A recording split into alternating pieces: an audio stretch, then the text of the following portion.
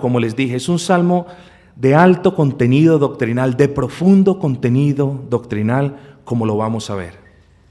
Y hemos comenzado más bien las series, enseñanzas prácticas y espirituales del libro de los Salmos.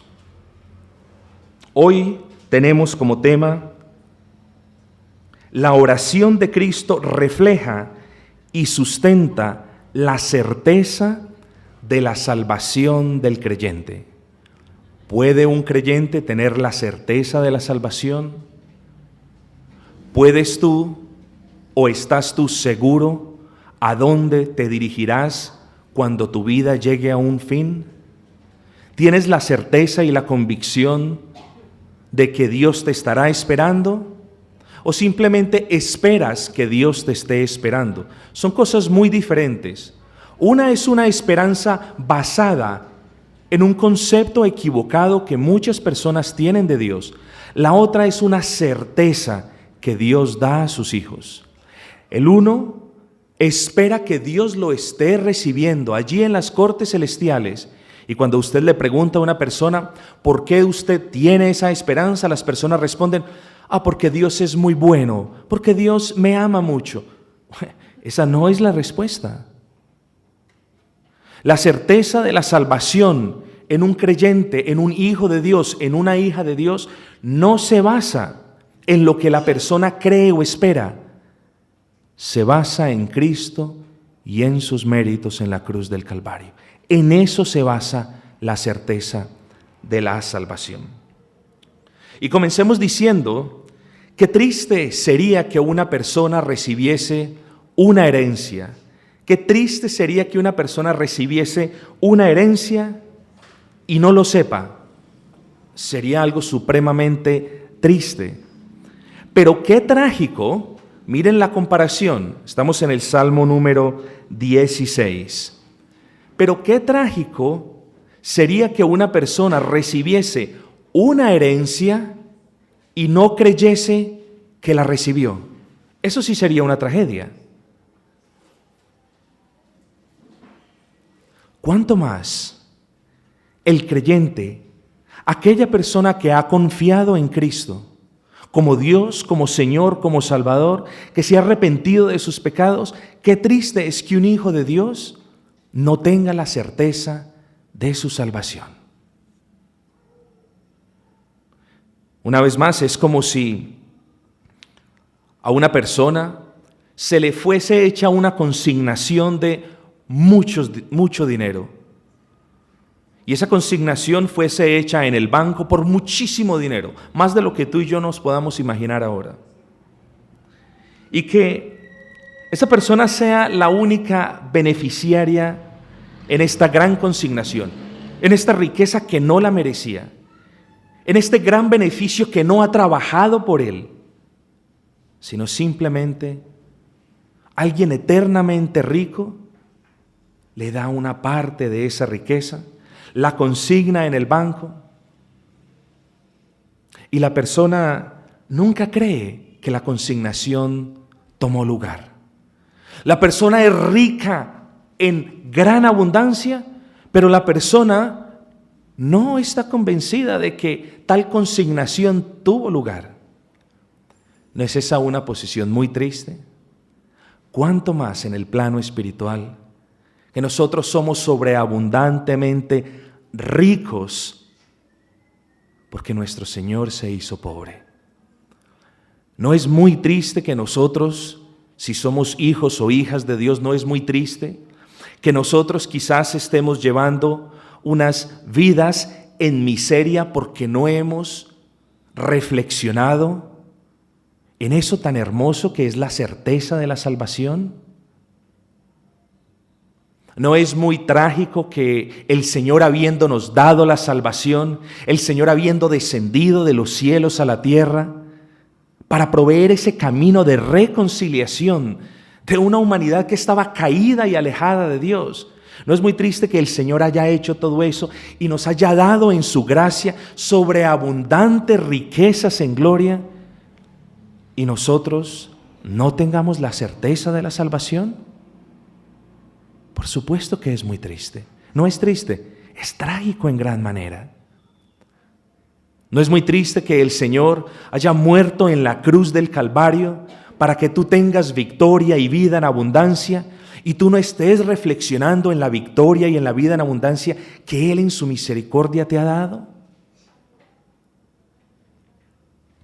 Vamos entonces a ver en este Salmo 16 cuál es el tema del Salmo 16, cuál es la principal enseñanza o las muchas que de él podemos derivar. Primero comencemos haciéndonos la siguiente pregunta.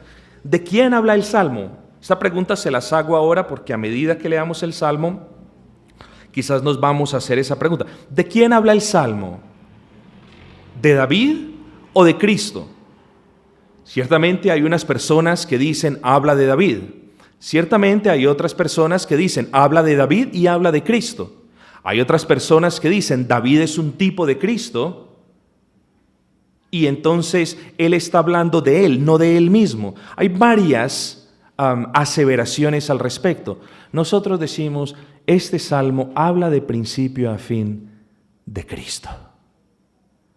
Y cuando nosotros entonces en este Salmo 16 vemos a Cristo y vemos esa relación eterna y amorosa con Dios Padre y la certeza que Cristo tenía de que iba a ser guardado, ahí entonces nosotros podemos hallar que nosotros también seremos guardados en virtud de los méritos de Cristo Jesús. ¿No es entonces de gran importancia que nosotros le pidamos al Señor que nos abra la mente y el corazón y que nosotros podamos creer que si somos salvos, nosotros el Señor nos ha dado la certeza de la salvación? No es una convicción arrogante decir, yo soy salvo y a mí nadie me quita la salvación. Por supuesto que no. No es una aseveración humillante diciendo yo soy salvo y seré salvo y se acabó. No, por el contrario, las personas que por la gracia del Señor recibimos este don, recibimos este gran tesoro de la certeza de la salvación en nuestros corazones, nos humillamos ante el trono de gracia porque somos inmerecedores de tal riqueza. Versículo número 1. Guárdame, oh Dios, porque en ti he confiado. Cristo necesitaba ser guardado de la tentación. Aunque Dios perfecto y aunque hombre perfecto, el Señor nos da un ejemplo maravilloso de que no podemos confiar en nuestra carne.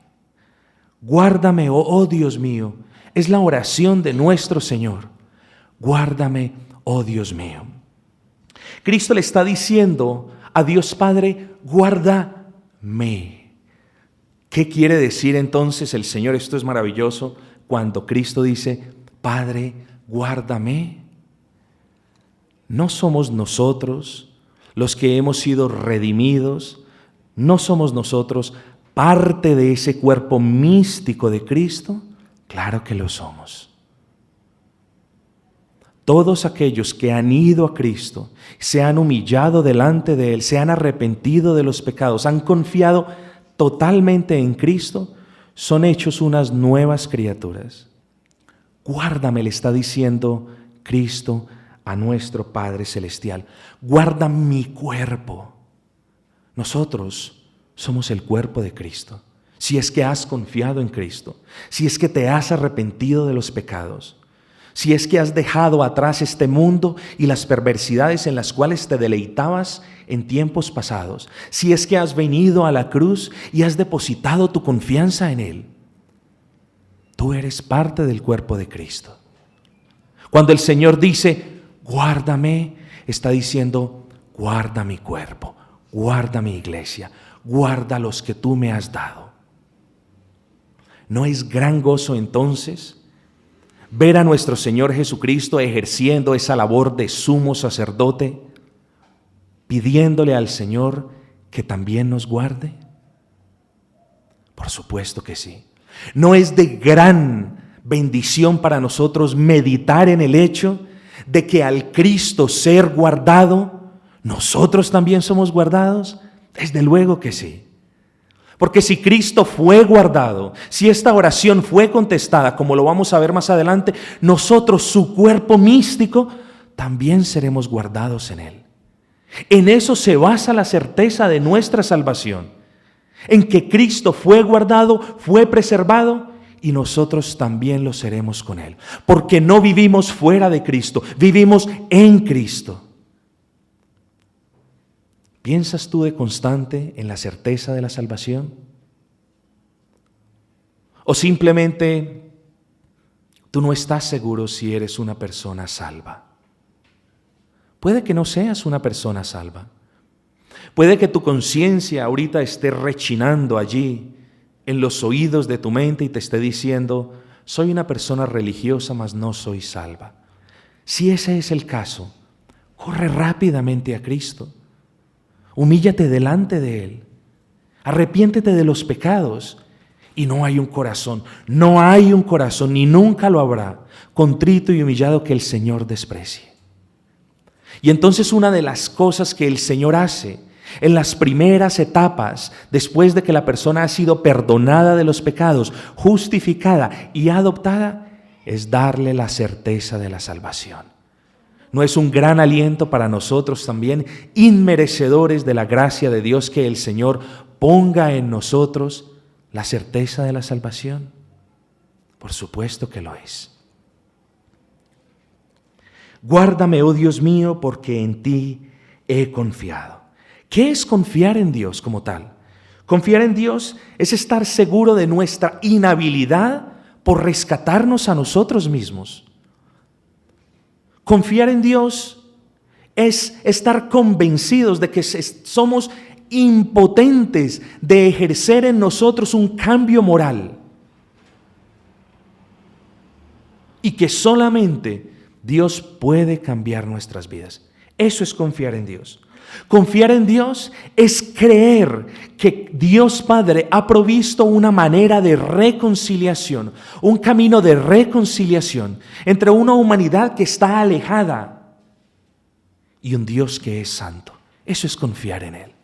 Confiar en Él es creer con todos nuestros corazones en aquel Dios que descendió de los cielos a la tierra a vivir una vida justa. Y no solo a eso, sino a pagar el precio que tanto tú como yo tenemos que pagar si es que no nos arrepentimos. Eso es confiar en Dios. Guárdame, oh Dios, le dice el Señor Jesucristo, guárdame, oh Dios, porque en ti he confiado. La misma confianza que nuestro Señor Jesucristo tuvo en nuestro Padre Celestial, en Dios Padre, de que iba a ser guardado, es la confianza que nosotros debemos tener en Cristo. Me explico. Cristo Jesús confió inequívoca y de manera perfecta en Dios Padre. Por supuesto que confió en Él. Dios y el Padre uno solo son. Es una esencia santa, es una esencia eterna y divina. Dos personas distintas, por supuesto, pero es una misma esencia. Confiaba de manera inequívoca en Dios y es un gran ejemplo para nosotros. Si bien nuestra confianza no es perfecta, al menos debe ser perfecta en el sentido en que sea sincera.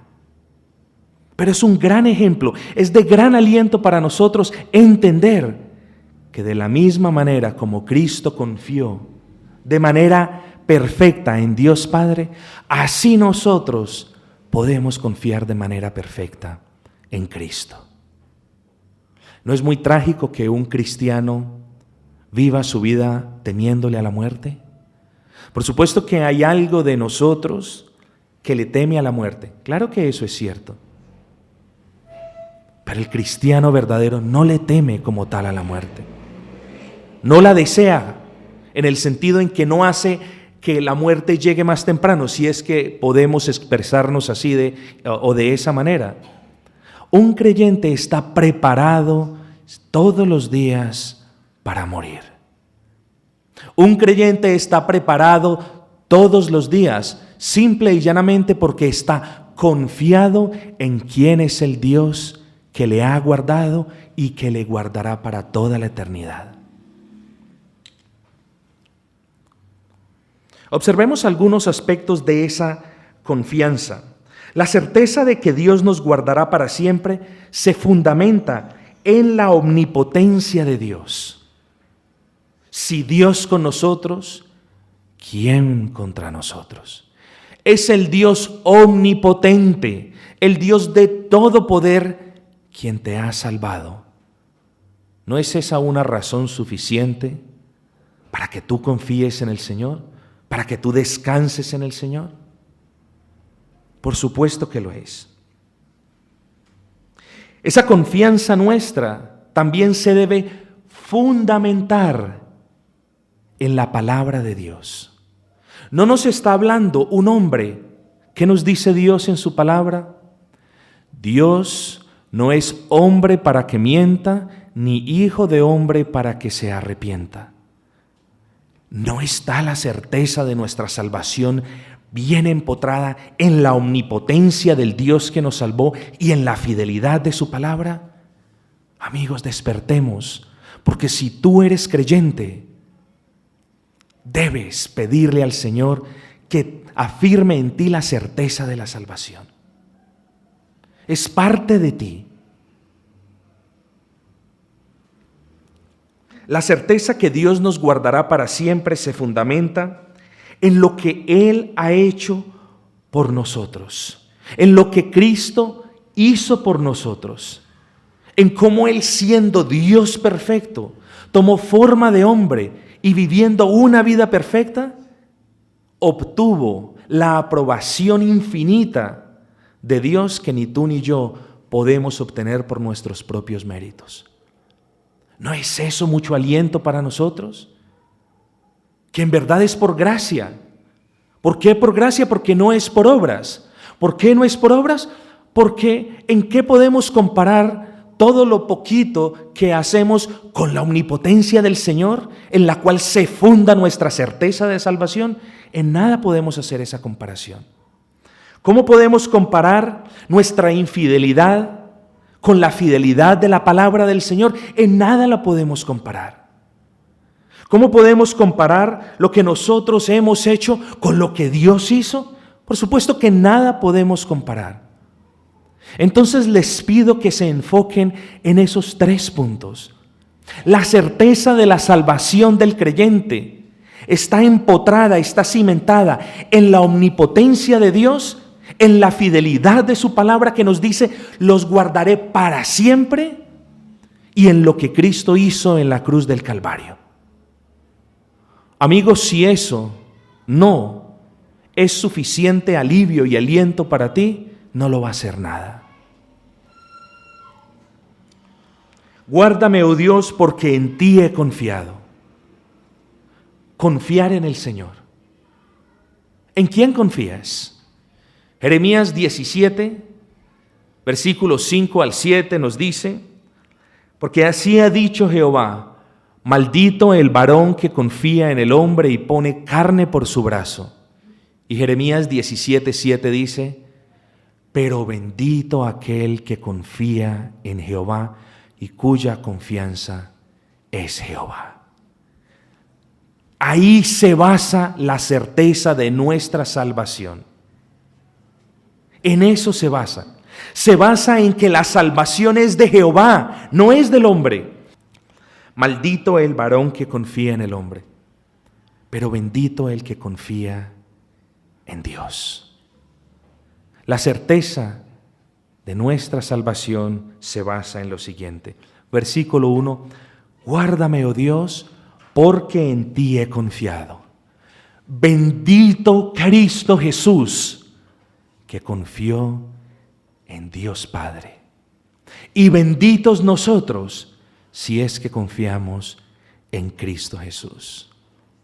Entonces el Señor en este versículo se somete, por supuesto, se somete a Dios Padre en el cumplimiento de los estatutos y de los decretos de ese pacto eterno. Y le dice, oh alma mía, tú eres mi Señor. Y miren lo maravilloso de este versículo, porque en el versículo número 1 el Señor dice, guárdame, oh Dios, porque en ti he confiado.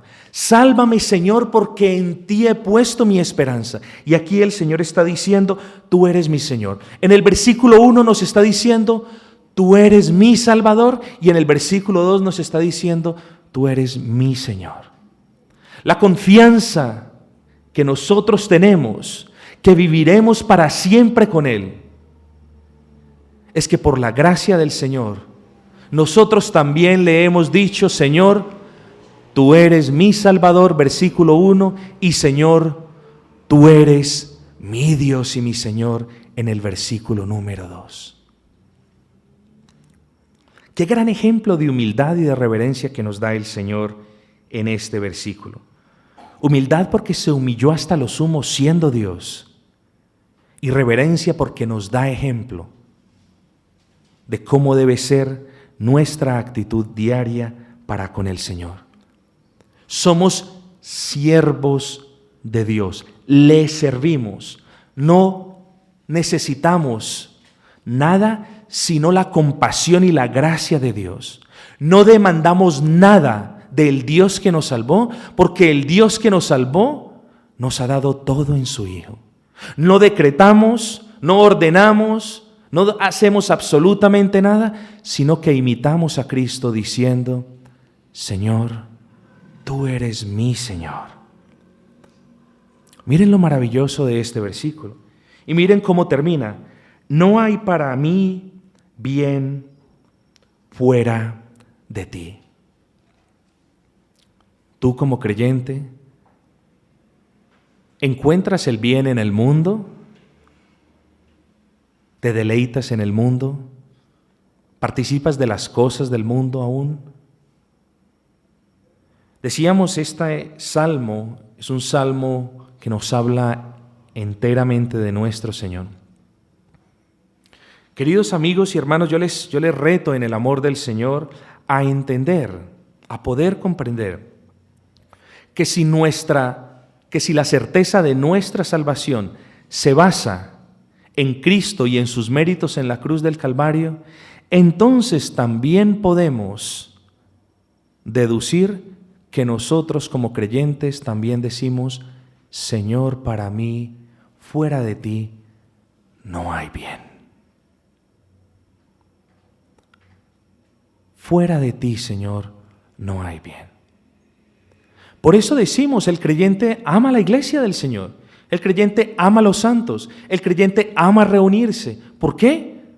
Porque si el Señor Jesucristo dijo, Señor, guárdame, es decir, Señor, guárdame, guarda mi cuerpo, guarda mi iglesia, guarda cada uno de los miembros de mi cuerpo místico, entonces nosotros viviendo en Cristo como parte de ese cuerpo decimos, no hay bien fuera de ti. Versículo número 3. Para los santos que están en la tierra y para los íntegros es toda mi complacencia. Y yo quiero comenzar este breve versículo solamente recordando las palabras de Dios Padre cuando dijo, este es mi Hijo amado en quien tengo complacencia. ¿Recuerdan esas palabras? Este es mi Hijo amado en quien tengo complacencia. Pues bien, ahora el Señor Jesucristo está diciendo, tengo complacencia en todos los santos que están en la tierra, en todos los santos que aún viven. ¿Por qué? Porque los santos que vivieron en Cristo y murieron, ellos fueron receptores, recipientes de esa gran complacencia. Pero ahora esta palabra es especialmente para ti, si es que eres una persona redimida por el Señor. Para los santos que están en la tierra y para los íntegros es toda mi complacencia. No solamente un poco de complacencia, no, toda mi complacencia. ¿No es entonces toda la complacencia de Cristo para contigo razón suficiente que cimienta la certeza de tu salvación?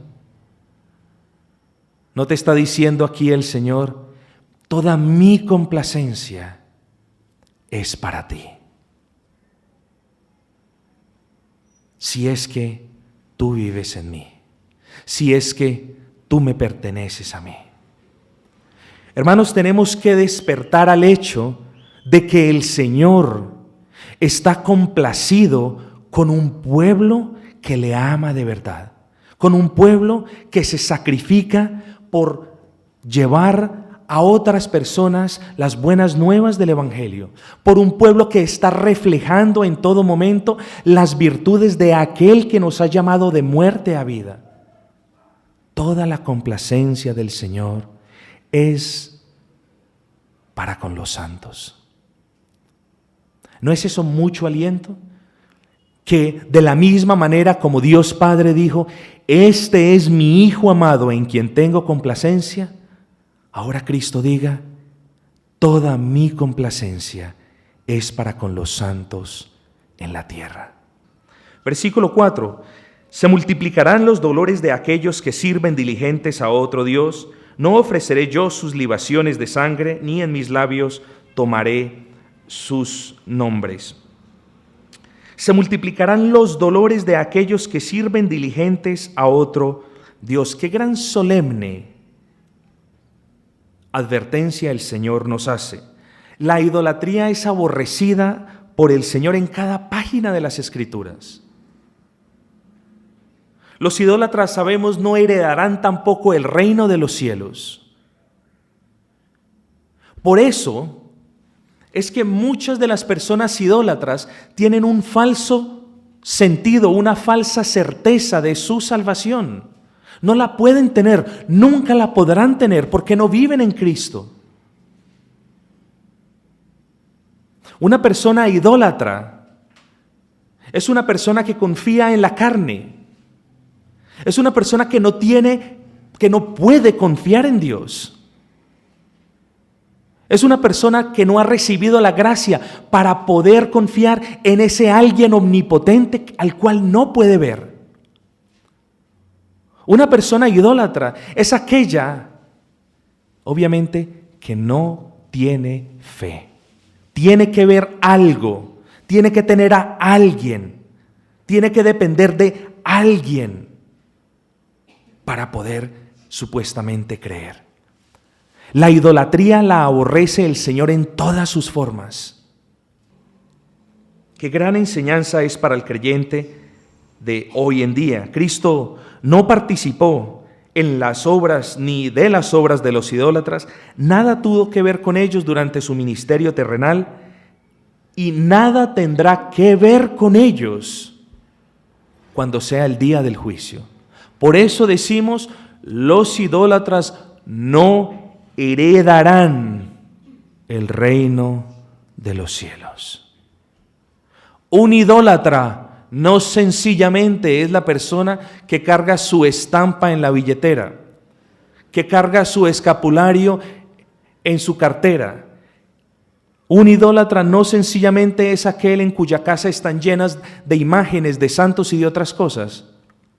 Ten cuidado de que tú no seas un idólatra al poner a tu hijo o a tu hija o a tu esposo o a tu amigo o a tu esposa por encima de Dios.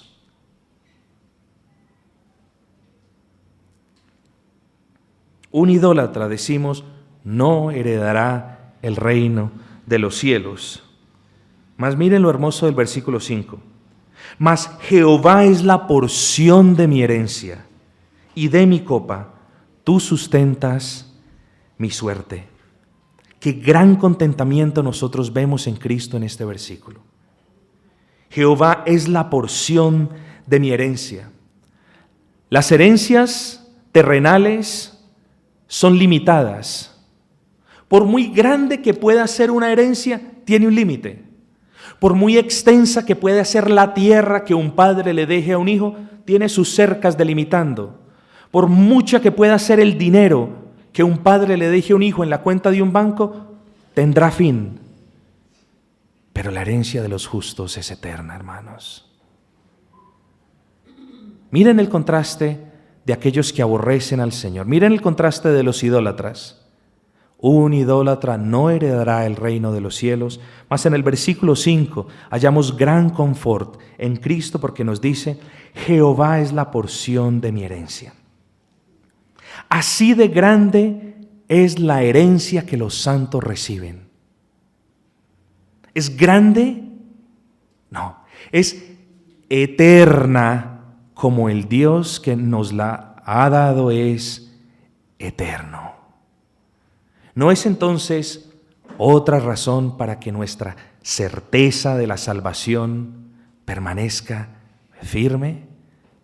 No solamente se basa en la omnipotencia de Dios, no solamente se basa en la fidelidad de su palabra, sino que se basa en lo infinito de su gloria.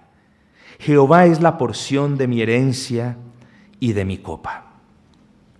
Tú sustentas mi suerte. Bastante importante esta parte aquí. Tú sustentas mi suerte. Hablamos que no sucede nada que sea un acto al azar. No sucede nada, por muy sorprendente que nos parezca, que el Señor no haya decretado. Para nosotros hay muchas sorpresas, nunca para el Señor.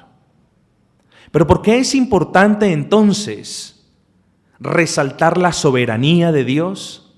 ¿Y qué tiene que ver la soberanía de Dios con la certeza de nuestra salvación? El Señor decretó. No es un decreto de los decretos modernos que hace el cristiano hoy en día, no. El Señor decretó en la eternidad pasada salvar a todos aquellos que creerían en Cristo, se arrepentirían de sus pecados y vendrían a Él. El Señor decretó de manera inequívoca quiénes, por la gracia suya, habrían de venir a Él. Ese decreto eterno se constituye también en la certeza de nuestra salvación. Los decretos del hombre, comuníquese y cúmplase, y se pueden comunicar pero nunca se cumplen. Pero el decreto de Dios siempre se cumplirá, nunca ha fallado. Entonces no decimos, no es un gran aliento para nosotros los creyentes saber que la certeza de nuestra salvación está respaldada en el decreto eterno de Dios. Por supuesto que sí, hermanos. No solamente en la omnipotencia, no solamente en la palabra que siempre se cumple, no solamente en la eterna bondad del Señor, no solamente en los méritos de Cristo en la cruz del Calvario, sino en el decreto eterno de Dios en la eternidad pasada. Versículo número 6. Las cuerdas me cayeron en lugares deleitosos, y es hermosa la heredad que me ha tocado. Ciertamente, si vivimos en Cristo, estamos apreciando de constante la heredad que nos ha tocado. ¿Vives tú en Cristo? Vuelvo y repito, ¿vives tú en Cristo? ¿Vives agradeciendo al Señor porque te salvó? ¿Vives pensando y agradeciendo al Señor por la heredad que te ha tocado? ¿Vives meditando? ¿Vives pensando? ¿Vives orando? ¿Tu vida gira en torno a ese gran don inmerecido de la salvación que Dios te ha dado? ¿O simplemente vives una vida mundana donde solamente recuerdas al Señor cada vez que vas a la iglesia? No me maravillo quizás porque no tienes la certeza de la salvación. Pero si tú vives pensando en lo que Dios hizo por ti en la cruz del Calvario, si tú vives pensando en lo inequívoco, en lo fiel, en lo incorruptible de su palabra, si tú vives pensando en la omnipotencia del Dios quien nos ha salvado, si tú vives pensando en las delicias eternas de la heredad que nos ha dado en Cristo Jesús, tú entonces vas a tener esa certeza de la salvación, y esa certeza va a crecer a medida que tú meditas en estas grandes bendiciones de Dios. Le diste gracias al Señor porque en vez de una condenación te ha dado una gran herencia en los cielos. Le diste gracias al Señor porque en vez de ser crucificado te ha dado vida. ¿Le diste gracias al Señor porque en vez de llevar una vida en miseria espiritual, ahora te ha dado sobreabundantes riquezas en glorias? ¿Le diste gracias al Señor por todas estas cosas? ¿Le diste gracias al Señor porque la certeza de tu salvación no reposa en ti, sino que reposa en Él? Si reposara en ti, ninguno de nosotros tendría la certeza de la salvación. Si reposara en un lugar en tu casa, correríamos peligro porque se la robarían. La certeza de nuestra salvación reposa enteramente en Dios y en nuestro Señor Jesucristo. ¿Diste gracias al Señor porque fuiste salvo por gracia? ¿O simplemente todos los días asumes que eres salvo y te preocupas y te ocupas en orar por otras cuestiones? No, amigos. Parte, si es que queremos tener este gran don del Señor, de la certeza de la salvación, parte radica en estar de constante agradecidos por lo que el Señor ha hecho, por lo que el Señor es, por la obra redentora en la cruz del Calvario, por el infierno eterno del cual me libró, por el cielo eterno al cual me dirige. Debemos meditar en eso, debemos pensar en esto de constante. La falta de aprecio y de contentamiento, de agradecimiento para con Dios y la obra de Cristo en la cruz del Calvario es una razón por la cual muchos creyentes no tienen la certeza de la salvación. Versículo número 8. A Jehová he puesto siempre delante de mí, porque está a mi diestra, no seré conmovido. A Jehová he puesto siempre delante de mí. Y después dice, porque está a mi diestra. Lo que quiere decir este versículo es que el Señor es, como lo vimos la semana pasada, escudo alrededor nuestro. El Señor no está ni delante ni al lado, sino está como escudo alrededor nuestro. El Señor es omnipresente, está adelante, significando que Él es nuestro estandarte, significando que Él es nuestra guía eterna, significando que Él es el que conoce el camino para llegar a Dios. En esa manera está Dios siempre delante de nosotros. Está delante de nosotros porque a pesar de cualquier torbellino de angustia, porque a pesar de cualquier viento huracanado de duda, o porque a pesar de cualquier río que venga con ímpetu, lleno de pruebas, la certeza de nuestra salvación se basa en aquel que es nuestra roca inconmovible, en aquel que es nuestro estandarte y en aquel que nos sostiene en todo momento. Jehová no dejará para siempre caído al justo. Jehová es el estandarte del justo. Jehová es el escudo alrededor del justo. ¿No son esas muchas razones para que la certeza de tu salvación comience a ser más evidente? Versículo 9 y 10, bastante importantes. Se alegró por tanto mi corazón y se gozó mi alma. Mi carne también reposará confiadamente, porque no dejarás mi alma en el Seol, ni permitirás que tu santo vea corrupción. Aquí es cuando decimos que este salmo no se podía referir a David, porque David murió y vio corrupción, mas Cristo no vio corrupción. Y nosotros moriremos y veremos la corrupción, por supuesto que sí, pero no en nuestras almas. Cuando nosotros muramos, nosotros seremos levantados, nuestras almas irán al paraíso, allí donde está Cristo. Y nuestros cuerpos se pudrirán, se opacarán, se desvanecerán, pero en el día del juicio, a la voz del Señor, todos los cuerpos resucitarán, aunque no de manera igual. Los cuerpos de aquellos santos que vivieron y confiaron en Cristo resucitarán de manera gloriosa, serán regenerados, glorificados de manera tremenda y maravillosa, más de lo que nuestras mentes pueden comprender, para vivir con Cristo eternamente. Ya no estará más el alma sin cuerpo, sino que estarán cuerpo y alma viviendo con Cristo eternamente. Mas también habrá una resurrección de condenación para aquellos que no han puesto su confianza en el Señor. Una resurrección donde los cuerpos serán, por así decirlo, habilitados para soportar el castigo eterno en el infierno. Pero nosotros, hermanos, la certeza de nuestra salvación reposa en el hecho de que tanto alma como cuerpo no verán corrupción eterna.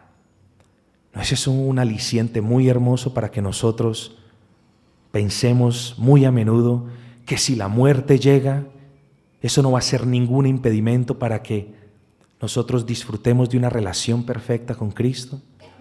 ¿No es de mucho aliciente que si nuestros cuerpos se pudren, pues mejor, porque ya esa carne infectada e infestada del pecado ya no va a ser impedimento para que amemos a Cristo de manera perfecta?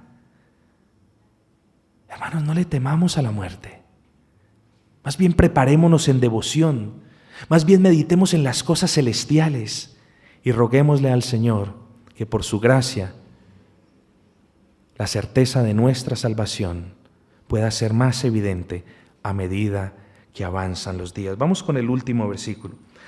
Me mostrarás la senda de la vida. Por supuesto que nos va a mostrar el Señor la senda de la vida. El Señor es quien va adelante. El Señor es nuestro estandarte y el Señor es quien conoce el camino para llegar al Padre. Por supuesto que Cristo nos mostrará la senda de la vida. En tu presencia hay plenitud de gozo, delicias a tu diestra para siempre. ¡Qué culminación tan hermosa! ¡Qué gran premio inmerecido tendrán aquellos santos redimidos por la sangre del Cordero! En tu presencia, Señor, hay plenitud de gozo, delicias a tu diestra para siempre. Si encontramos un poco de gozo aquí en la tierra, es imperfecto o está condicionado por cualquier cosa, pero será siempre temporal. Pero si encontramos a Cristo mientras vivamos, el gozo que Él nos da será eterno. Nunca esa llama del gozo se apagará. Aún en la muerte continuará y será perfeccionada y será avivada.